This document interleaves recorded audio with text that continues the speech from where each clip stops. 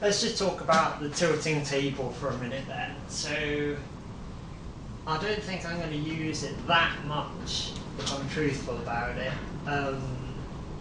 just because it's hard to imagine needing an angle as when I've got the mitre gauge anyway. So the one time you want that is if you're making a compound mitre cut, so the mitre gauge was across you and you were angled upwards.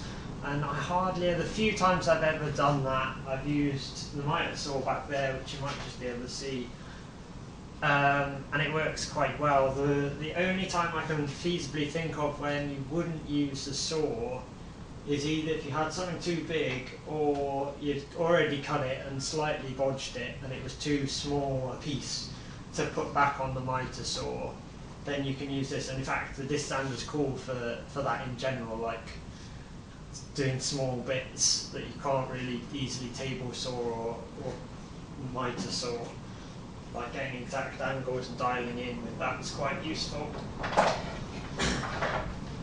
So it's a useful feature to have anyway, because you can get the table to exactly square, and then if it's bashed or anything like that, you can always readjust it. So I think that's quite useful. In terms of building it, I think it makes sense to build one that has some adjustability in it, so that when you come to the end, it's not just fixed there and you don't have to fiddle around with shims and stuff like that. So there's that element. When you might want to use it more is if you have a circle or a similar object, and the edge of it, you just want it chamfered all the way around equally, say to 5 degrees or something like that. So that's where I think it would come in quite handy. So I'm just going to demonstrate doing that now. First of all, I'm just going to loosen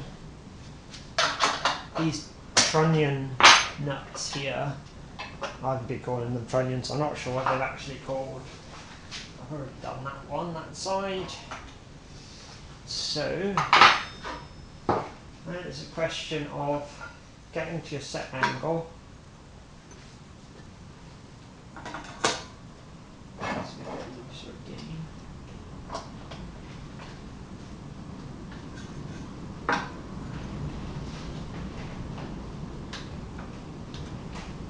So once you're at the set angle, check it around. These bolts are fairly tight anyway, so the table just doesn't go boof. And when we get to there,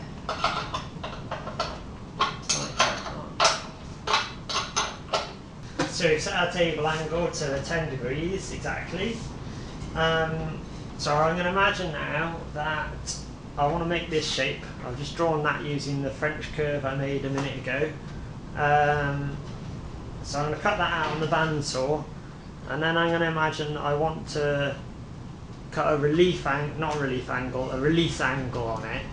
So as if I was wanting to cast this part in aluminium or something, which is sort of like a good reason I can think of why you'd want to do angled cuts like that. Making patterns for aluminium casting is one reason. When you pull it out of the sand, it needs to be at an angle. If it's just straight down, it sort of pulls all the sand with it. If it's chamfered inwards, it won't. And as if by magic, here's the part. So we've cut it out. There's a small space around the edge that I'm going to sand down to. As I sand, it'll give it this release angle of 10 degrees, and then that's not even anywhere near straight, it's only bandsaw estimated, so we'll straighten that up as well.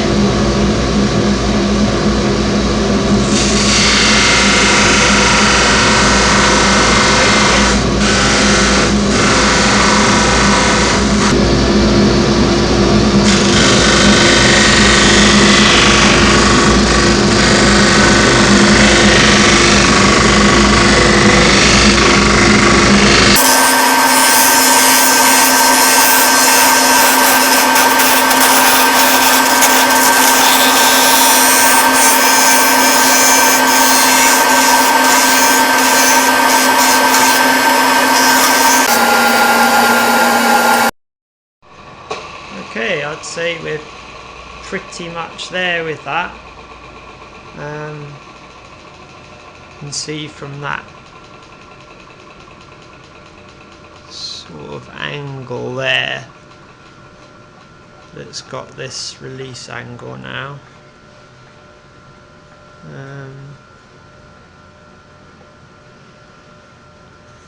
Bit of burnage on the end grain there. I should have moved it around a bit more and gone closer to the middle. Of course that wouldn't matter if this was a pattern for aluminium casting.